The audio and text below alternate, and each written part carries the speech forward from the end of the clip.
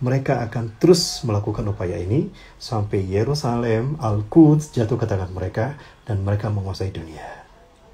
Nah, maka tidak salah kalau Allah lewat lisan Rasulnya mengatakan kalau mereka ini akan diperangi oleh umat Islam di bawah kepemimpinan Imam Mahdi. Namun, iwafillah, kita tidak tahu apa yang terjadi tahun 2022 nanti. Yang jelas Israel pasti hancur dan umat Islam pasti zahir. Bismillahirrahmanirrahim.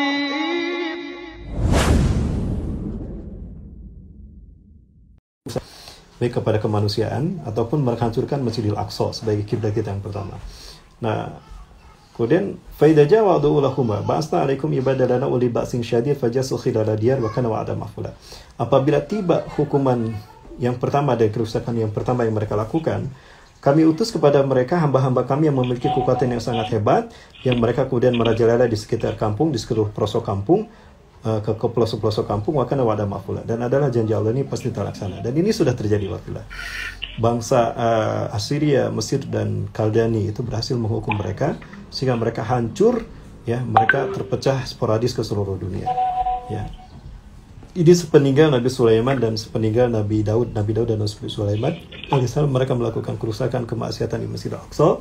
Lalu Allah hukum mereka dengan 3 bangsa yang besar yang kuat menghancurkan mereka sehingga mereka sporadis ke seluruh dunia, tidak punya tanah air. Kemudian para ulama Allah Subhanahu wa taala, menariknya di ayat yang ke-6 Allah Azza wa Jalla mengatakan sumaradadna lakumul qarra, kemudian kami kembalikan pada kalian kesempatan alaihim untuk kembali menguasai orang-orang yang berada di tanah suci Palestina, ya, di Syam. Wa amdadnakum bi amwali wa banin, dan kami kuatkan kalian dengan harta yang banyak dan pasukan dan keturunan yang banyak pula. Wa ja'alnakum aktsara nafira, dan kami jadikan kalian sebagai bangsa yang banyak, ya, yang besar. Nah, wafillah rahmakumullah. Ada satu yang menarik terkait dengan peristiwa Holocaust dan Perang Dunia Kedua, ya. Peristiwa Holocaust sebetulnya adalah peristiwa yang dijadikan oleh Yahudi sebagai alasan alibi oleh mereka sehingga mereka merasa mendapatkan menjadi korban dari kejahatan dunia dalam Perang Dunia Kedua, di mana Holocaust dimanipulasi oleh mereka seolah-olah dunia kejam kepada bangsa Yahudi, padahal adalah bangsa Yahudi sendiri yang mereka tidak menyelamatkan 5.000 orang Yahudi yang ditawan oleh Hitler, ya, Jerman. Nah, Hitler sudah mengatakan, aku menawan 5.000 orang Yahudi bangsa kalian, tebus dengan harga sekian sampai suatu waktu. Tapi ternyata mereka tidak menebusnya, karena kata petinggi Yahudi yang melihat itu bahwa yang kami butuhkan adalah pasukan dalam jumlah yang besar, para pemuda yang kami butuhkan untuk merebut dan mendirikan negara Israel Raya, versi mereka. Nah, kata Hitler, aku tidak main-main. Jika kalian tidak menebusnya sampai hari ini, maka aku akan habisi mereka. Dan ternyata betul, bangsa Yahudi yang melihat itu, ternyata yang ada adalah anak-anak dan wanita dan mereka tidak bisa berperang. Akhirnya mereka dibiarkan oleh pembesar Yahudi. Subhanallah, kemudian dihabisilah mereka oleh Hitler. Nah, Holocaust ini kemudian mereka manfaatkan sehingga mereka mengatakan bahwa dunia berdosa pada mereka, kejam pada mereka, Yahudi menjadi korban di perang dunia, maka harus membayar kompensasi. Maka apa yang terjadi? Ya, maka mengalirlah bantuan dana kompensasi kepada bangsa Yahudi akibat mereka menjadi korban salah satunya oleh peristiwa Holocaust. Yang kedua pun sampai hari ini mereka didukung oleh negara-negara seluruh dunia termasuk Amerika Serikat dan sekutunya, Inggris, Prancis, Australia dan sebagainya. Bahkan saya sendiri melihat mereka mendapatkan dukungan pasukan yang besar.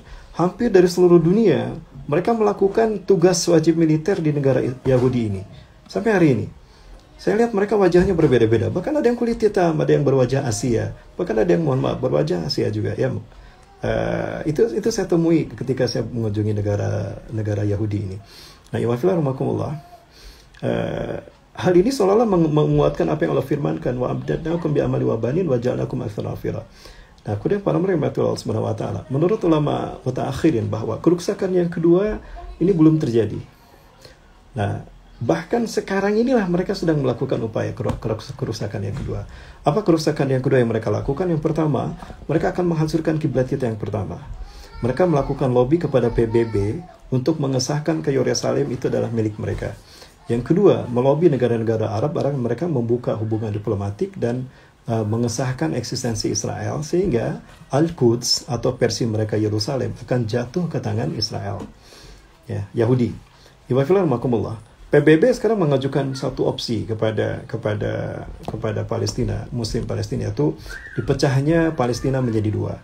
Yang satu untuk negara Palestina itu kalau kita ke West Bank itu ke arah sebelah kanan, ibu kotanya Ramallah. Nah, sementara yang ke kiri, ke arah Yerusalem dan sekitarnya itu adalah milik Israel, ibu kotanya Yerusalem. Maka jika itu diterima oleh Muslim Palestina, tidak akan pernah terjadi lagi pembantaian seperti saat ini. Itu janji mereka. Saya tidak percaya. Kalaupun umat Islam mengabulkannya, Israel itu punya cita-cita to take over the world and to create one government in the world, in the new world order. Jadi mereka akan menanamkan hegemoni dunia. Yang mereka ingin kuasai bukan hanya Palestina, mereka kuasai dunia, karena Palestina adalah jantung dunia. Menguasai Palestina berarti menguasai dunia. Nah, wafilah rahmakumullah. Allah Subhanahu wa taala mengatakan di dalam ayat yang berikutnya, ayat yang ketujuh ya, fa idza jaa wa'du al-akhirah liyasu wujuhakum walidkhulul masjidal haram masjida kama dakhulu awwal marrah. Dan jika tiba kerusakan yang kedua yang mereka lakukan, maka kami datangkan hukuman yang kedua bagi mereka untuk memuramkan wajah mereka dan agar mereka memasuki Masjidil Haram sebagai Masjidil Aqsa sebagaimana kali yang pertama, dan untuk menghabiskan mereka sehabis-habisnya. Nah, apakah perbuatan zalim mereka yang sampai hari ini mereka lakukan merupakan bukti kerusakan yang kedua? Ya, apalagi mereka sekarang ini berencana ikut menghancurkan kiblat kita yang pertama. Saya melihat dengan kacamata sendiri mereka melakukan pengeboran di bawah Masjidil Aqsa. Intinya mereka akan menghancurkan kiblat kita yang pertama ini dan akan mereka ganti dengan Bait Solomon atau Haikal Solomon. Kenapa demikian? Karena mereka meyakini bahwa Tuhan yang mereka tunggu-tunggu sekarang ini sudah ada. Cirinya adalah apabila sapi merah jantan berwarna merah bersih tanpa cacat lahir, dan itu sudah ada. Maka sekarang sedang euforia mereka. Sehingga ini tidak boleh kita lupakan. Tanpa ada perlawanan dan tanpa ada sebab pun, mereka akan terus melakukan upaya genosid, menghabisi Muslim Palestina dan akan menguasai Masjidil Aqsa. Ini yang Allah kemukakan di dalam Al-Quran. Maka ini tidak boleh kita lupakan.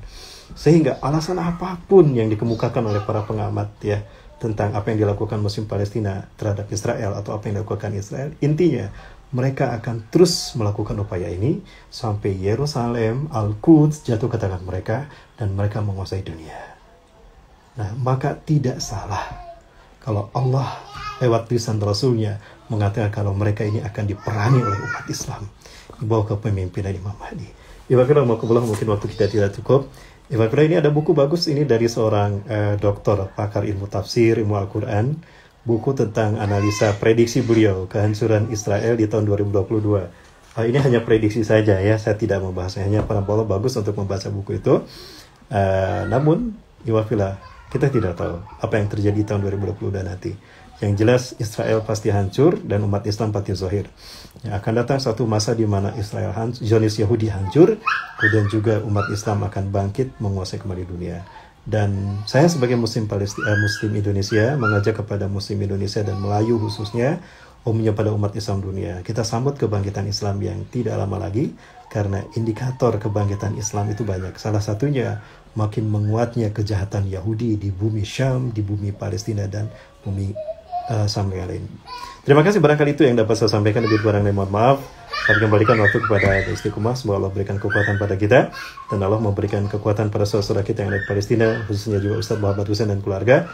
Berjuang terus, doa kami tidak pernah lekang, dan kami akan terus mendukung antum sekalian yang berada di Palestina khususnya dan di seluruh negara Timur Tengah. Ya, saya Muslim Indonesia dengan ini mengatakan biruh bidam nafdika ya Aqsa. Allahumma hariri biladi Filistin. Allahumma a'id al-masjid al-aqsa ila rihabil muslimin. Allahumma hariri biladi Filistin bina bi aidina Muslim Indonesia. Allahu Akbar. Assalamualaikum warahmatullahi wabarakatuh. Ya salli wa sallim